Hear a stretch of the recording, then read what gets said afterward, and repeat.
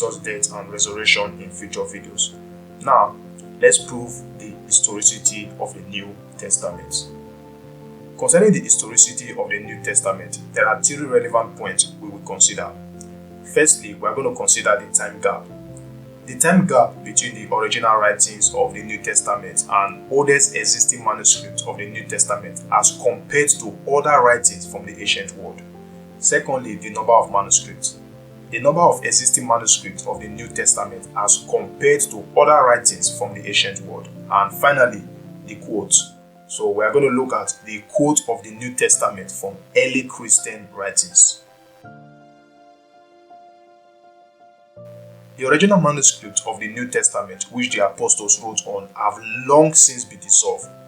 The same goes to other original works from the ancient world, but before the originals disappeared, copies were made in order to make the works more accessible. And as you would expect, these copies will begin to dissolve over time due to the physical deterioration of the material upon which they were written. Therefore, a time gap developed between when the original work was written and the oldest existing copy of the original. The closer the copy is to the original material, the more accurate it is, because there has been less time for mistakes to creep in during transmission of the material. With this in mind, how does the New Testament compare with other works from the ancient world regarding the time gap? There were several historians of the ancient world whose works we read today. We have Thucydides, who wrote history of the Peloponnesian War. Virtually everything we know about the war comes from the writing of Thucydides. The earliest copy of the manuscript of Thucydides' work dates around 900 AD, making a time gap of 1,300 years. The Roman historian Suetonius lived around 70 AD to 140 AD. The earliest copy of his work, which is the 12 Caesars, dates around 950 AD, making a time gap of about 800 years. There were also many ancient works we have today with earliest copy of their dating around 1000 years from their original works. Now, how does this time gap of the New Testament compare to these works of ancient historians? There are a number of manuscripts of the New Testament which for all practical purposes eliminate any significant time gap. We have the John Ryland manuscript, which is located in John Ryland Library of Manchester in England, and the oldest known fragment of the New Testament. This manuscript is dated 130 AD, and this is within 40 years of the original works of the apostles, and it contains fragments of the Gospel of John. You can check it out for yourself. Other major extensive copies of the New Testament include the Chester Beatty Papyri, containing major portions of the New Testament, and it is dated early 3rd century. We also have the Bodmer Papyrus, which is dated in the late 2nd century. We have the Codex Sinaiticus, dated 350 AD. We also have the Codex Vaticanus, dated 325 AD to 350 AD. Some of the codices containing the entire New Testament. So, as we have seen, as far as the time gaps between the original writings of the New Testament and the earliest extant manuscript, there is no work from the ancient world which can compare to the New Testament. This only proves that the Bible is far more historically reliable than any other book of the ancient world.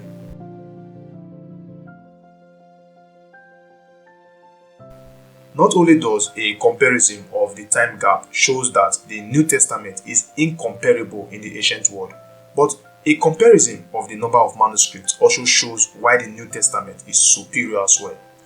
Many works of the ancient world are preserved in just a few manuscripts. Let's take a look at a few. There are 7 manuscripts of Thucydides' Peloponnesian War. There are also 8 manuscripts of Suetonius, the 12 Caesars. In Aristotle's work, we have 5 manuscripts. Tacitus' works have 20 manuscripts. Caesar's work, we also have 10 manuscripts. And Herodotus' work, we have 8 manuscripts. Now, if we compare the number of New Testament manuscripts to this manuscript of ancient historians, it is overwhelming. There are in existence around 5,000 Greek manuscripts, 8,000 Latin manuscripts, and 1,000 versions from other languages, making 14,000 manuscripts of all or part of the New Testament. This is the reason why having a larger number of manuscripts as confirming the integrity of the text is important. The greater the number of manuscripts of an ancient document, the more certain the reading of the original can be determined.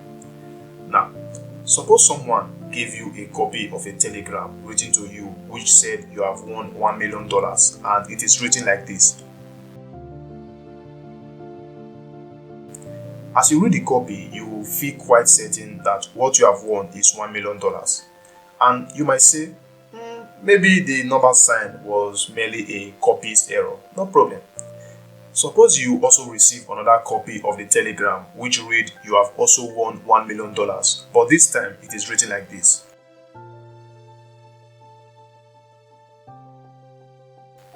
Immediately you read this additional copy, you are more certain of your conclusion about the original telegram. Since the alphabet D is present in the second copy where it was missing from the first copy, and the alphabet M is present in the first copy where it was missing from the second copy. So, scholars use this manner to find out the reading of the original writing of an ancient document. Obviously, the more manuscripts in existence to cross-reference, the more reliable your reading of the original can be. Therefore, with the New Testament, it can be concluded that the Holy Bible is more reliable because it has a lot more number of manuscripts.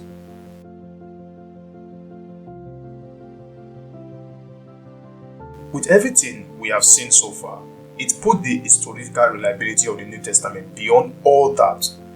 If you are still not convinced, no problem. I saved this for the last, and this will clear all doubt and finally prove why the Holy Bible is historically reliable. Stay with me. And I feel God was actually behind this because He knew that there would be debate in the future as to if the Holy Bible is historically reliable. During the first generation of Christian leaders, referred to as the Church Fathers, we find numerous quotes of the New Testament from their personal writings. For example, Clement of Alexandria, who lived about 150 AD to 212 AD, has 2,406 quotes from all but 3 books of the New Testament. Tertullian, who was an elder of the church in Carthage and who lived around 160 AD to 220 AD, quotes the New Testament 7,258 times. Of these quotes, around 3,800 are from the Gospels. Other quotes from church fathers include Justin Martyr, who has 330 quotes, Irenaeus, 1,819 quotes, Origen, 17,922 quotes, Hippolytus, 1,378 quotes, and Eusebius, 5,176 quotes, making a total of 36,289